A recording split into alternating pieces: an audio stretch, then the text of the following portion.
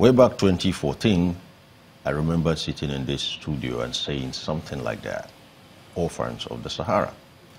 And if you are actually a strategic intelligence chieftain who has your head on your shoulders, when you have this kind of overly armed,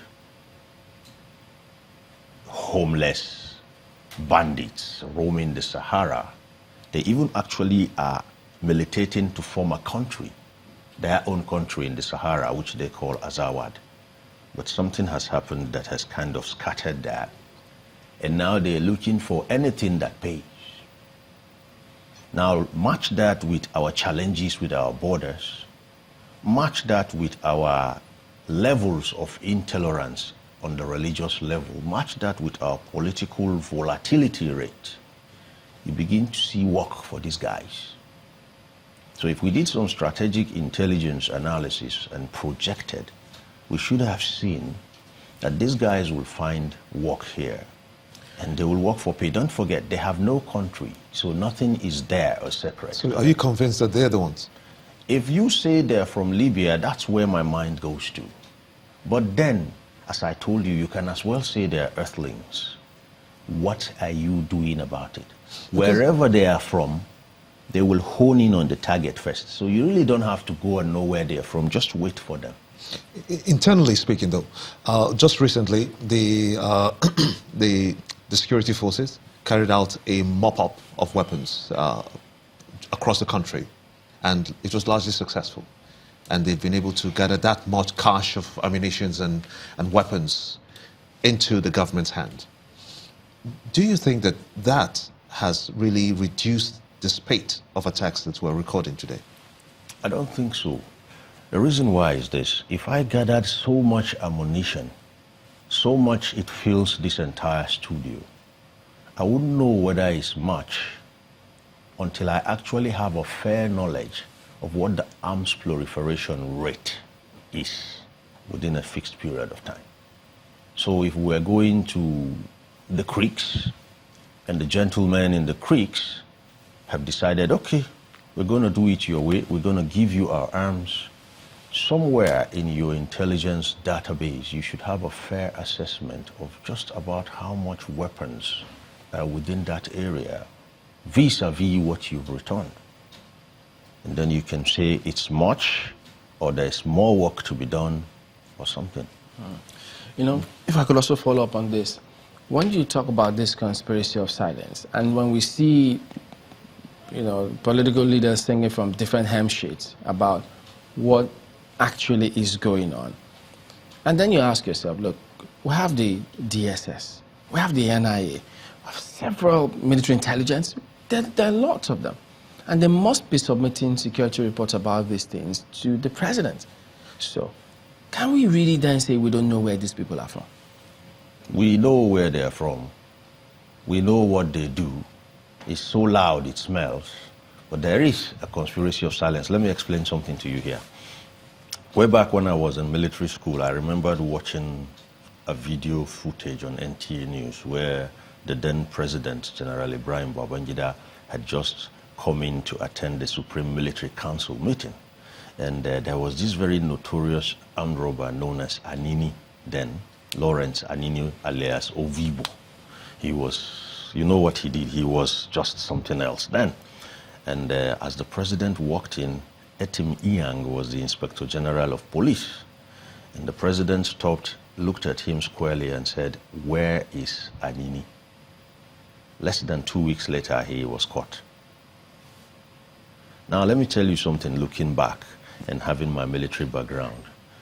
When your commander-in-chief asks you pointedly for that kind of thing, you make sure you don't see him or he doesn't hear about you again until you have results.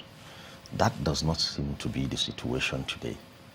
Be it from the president, be it through the ministers, be it through the service chiefs. That's what excites me when I think about those days. When your commander looks at you and says, "Chamberlain, where is my report?" You just get lost until the report is ready. Get lost means you're going to go in there to ground zero and do what you have to bring that report, which means you hit your desk and grab your pens. We've seen rhetorics. We've seen, what do you call them, high profile, or is it high delegation visits? All of that for me is politics. And that's why I told you security has been ethnicized, it's been politicized, it's been religionized. And the price we're paying for that is hard. Not even within the immediate environment, but globally. Globally, if you do the cost of violence, do the calculation and know how much is being lost, then you add that which is required to stabilize, not even improve, just bring it back to close to what it was before it was destroyed. You will understand why I'm saying it's about results. If you can't give me results, Mr. Security Chieftain, that's okay.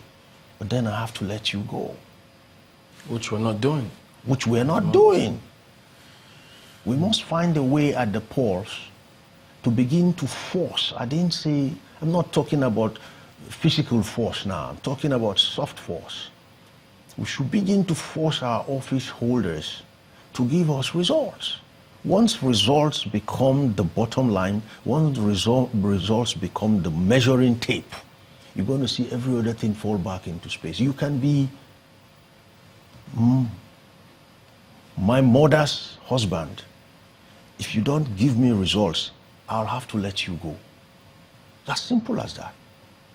Do you think that, because drawing from your analogy when you watched that clip on the NTA several years back, and you saw the military junta, that was a military administration at that time, and yes. it was acceptable at that time that your commander-in-chief can demand certain things from you. But in a democratic setting, it has other paraphernalias that you must go through a democratic process to have things done. Do you think that the president, or should I say the administration right now, is displaying a sense of military dictatorship in its actions, or is it going the democratic way, or are democratic tenets being eroded? Let me put it this way. A democracy itself has rights and responsibilities across, from the president to the last Nigerian citizen. Everybody has rights, and those rights come with responsibilities. Okay? Now, the president is not only president. There's something else that follows it, and commander-in-chief. The only difference is the man who was a military dictator was not a president, but he was commander-in-chief. Now, a commander-in-chief has even the leverages again of a president. When I stand before my troops, if I was president, I'm commander-in-chief, and you better get it straight. So when I stand before the hallowed chambers, I am Mr. President. I have both caps. Yeah. Give us your impression on this before we wrap this up. Why do you think they're targeting Benue? That's why I'm saying there's a conspiracy of silence. A conspiracy of silence because it's not the first time. I recall sometime in 2014, April 31st, I had dinner with a very prominent Nigerian citizen. He's still a senator. Benue State was under fire. The Agatus then were taking the flags. Very, very gory situation. And I put a document together which I called, I codenamed it Ochegweba. It's actually meant to tame a shrew. That never saw the light of day. Still never sees the light of day. Look, the problem in Benue State. Let's go to break, but we'll come back and let you conclude your thoughts on this one. Apologies, so we'll be back in a moment.